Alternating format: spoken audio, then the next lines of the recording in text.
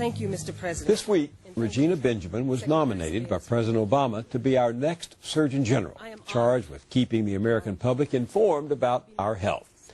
She's a member of the Board of Trustees of the American Medical Association and recipient of a MacArthur Foundation Genius Grant.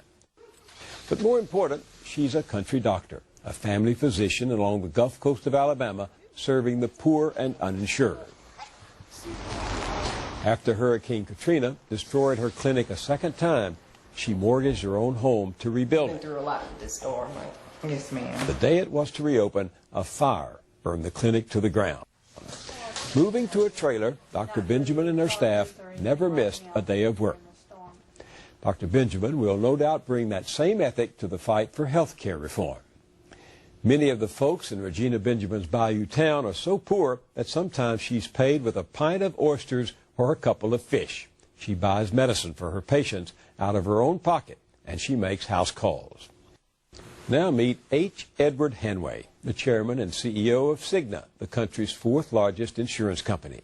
At the beginning of the year, Cigna blamed hard economic times when it announced the layoff of 1,100 employees. But it reported first quarter profits of $208 million on revenues of $4 billion. Mr. Hanway has announced his retirement at the end of the year, and the living will be easy, financially at least. He made $11.4 million in 2008, according to the Associated Press, and some years more than that. That's a lot of oysters, although he lags behind Ron Williams, the CEO of Aetna Insurance, who made more than $17 million last year.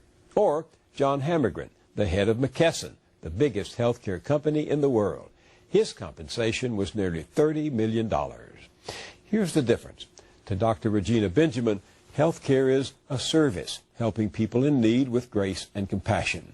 To Ed Hanway and his highly paid friends, it's big business, a commodity to be sold to those who can afford it. And woe to anyone who gets between them and the profits they reap from sick people. That behavior includes spending nearly $1.5 million a day, to make sure health care reform comes out their way.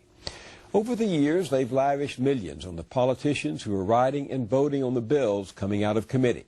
Now it's payback time.